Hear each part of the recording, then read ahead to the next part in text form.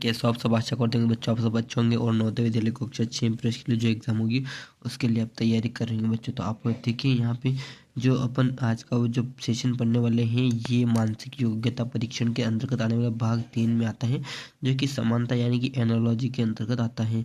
चलिए इसको पूरा जान लेते हैं किस प्रकार की एनालॉजी होती है और किस प्रकार के क्वेश्चन आते हैं। ठीक है बच्चों, इस भाग में 3 समस्या आकृति के बाद चौथी स्थान पर प्रश्नवाचक चिन्ह दिया जाता है।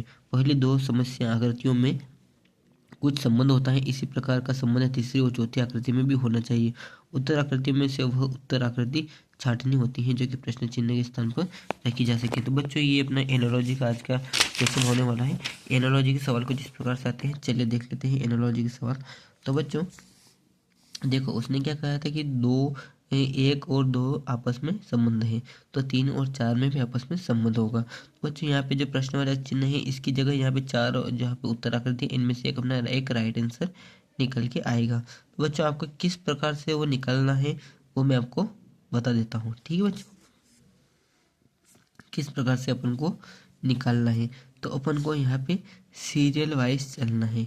कैसे चलना है बच्चों? सीरियल वाइज, कौन कौन सी संख्या कहाँ कहाँ पे कैसे कैसे आ रही है वो अपन को यहाँ पे सीरियल वाइज चलना है। ठीक है बच्चों, कैसे चलना है? Serial wise. तो मैं आपको बता देता हूँ बच्चों, यहाँ पे कौन सा वाला अपना राइट आंसर निकल के आएगा वो मैं आपको बता देता हूँ। ठीक है बच्चों, चलिए यहाँ पे देख लेते हैं। तो बच्चों फर्स्ट में अपने पास देखो यहाँ से इसने शुरुआत क्या करी थी, यहाँ से स्क्वायर से, है ना, एक अपने बोल सकते हैं एक वर्ग से। ठीक है, यहाँ पे ये वर्ग बना हुआ है। उसके बाद बच्चों यहाँ पे डायमंड शेप में बना हुआ है। उसके बाद बच्चों क्या है, यहाँ पे सर्कल बना हुआ, और उसके बाद ये बीच का वाला बना हुआ है। यानी कि जो बीच वाला है ये अपना आखिरी आखिरी में बनेगा। तो उससे पहले क्या बनेगा बच्चों, यहाँ पे 1 नंबर पे त्रिभुज बनेगा। ठीक है बच्चों, तो त्रिभुज अपना किन किन में बन रहा है चलिए देख लेते हैं। तो बच्चों जो अपना त्रिभुज है वो 3 आकृति में बन रहा है, बी सी डी, यानी कि ये वाली नहीं होगी। ठीक है, अपन को ऐसे शुरुआत करना है। इस प्रकार के 4 क्वेश्चन आएंगे बच्चों, ध्यान रखना। ठीक है, चलिए तो यहाँ पे देख लेते हैं। पहला कौन सा आएगा, ये आएगा त्रिभुज। उसके बाद बच्चों स्क्वायर आएगा, है ना। उसके बाद स्क्वायर आएगा, तो स्क्वायर किस में आ रहा है बच्चों, तो ये अपना आंसर ही निकल के आएगा। ये देखो ये बी वाला अपना राइट आंसर निकल के आएगा। मैंने क्या बोला, यहाँ पे सीरियल वाइज अपन को यहाँ पे चलना होगा। ठीक है, तो अपना राइट आंसर निकल के आ जाएगा, यानी कि ये बी वाला जो है अपना राइट आंसर है। ठीक है बच्चों, नेक्स्ट उदाहरण देख लेते हैं। प्रश्नवाचक चिन्ह, है ना, यहाँ पे बच्चों यहाँ पे चलिए ये देख लेते हैं। एक और क्वेश्चन अपना ये वाला आ गया। ठीक है बच्चों, इसमें राइट आंसर कौन सा निकल के आएगा वो अपन को बताना है। बच्चों ये भी बहुत है, ऐसे नहीं इसमें उसमें संबंध है ना, इसमें और इसमें कौन सा संबंध होगा चलिए बताते हैं।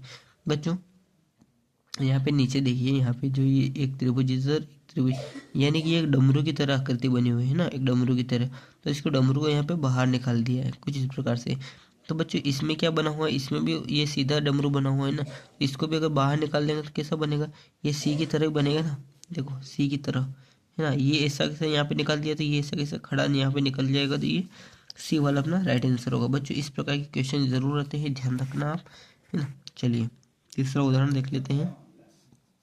तो बच्चों यहाँ पे ये इस तरह का स्टड बना हुआ था, तो इसने यहाँ पे दोनों को चिपका दिया है। ठीक है बच्चों, तो अब यहाँ पे कौन सी आकृति बनेगी ये अपन को बताना है। ठीक है बच्चों,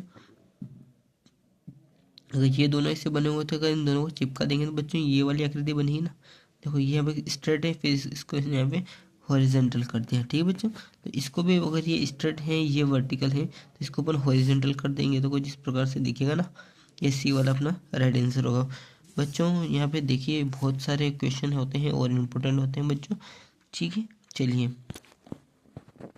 अब बच्चों इसका राइट आंसर कौन सा होगा, तो बच्चों चलिए बताते हैं इसका राइट आंसर कौन सा होगा। तो बच्चों अब इसका राइट आंसर कौन सा होगा, चलिए ये गुणे का निशान है बच्चों। तो ये इसमें क्या बच्चों, यहाँ पे देखो ये इस तरह से ये चल रहा है। ठीक है, इस तरह से ये सीरियल चल रही है ना। अगर इसमें इसमें संबंध है तो इसमें और इसमें भी ऐसा ही संबंध होगा। ठीक है बच्चों, ये एक घूम फिर के आ रही दिशा है, ये घूम फिर के आ रही दिशा है। ठीक है बच्चों, तो यहाँ पे कौन सी वाली आकृति आएगी। ठीक है बच्चों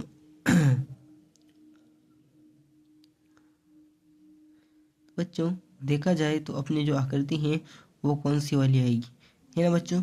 तो अपनी जो आकृति आएगी वो डी वाली आकृति आएगी। कौन सी वाली आएगी, डी वाली अपनी आकृति निकल के आएगी। ठीक है बच्चों, ये था अपना आज का क्वेश्चन, जो कि मैंने आपको इतने स्पष्ट तरीके से बता दिया है कि समानता यानी कि एनोलॉजी किस प्रकार से क्वेश्चन आते हैं। 4 क्वेश्चन आएंगे बच्चों, इसी प्रकार से क्वेश्चन आते हैं। ठीक है बच्चों, धन्यवाद।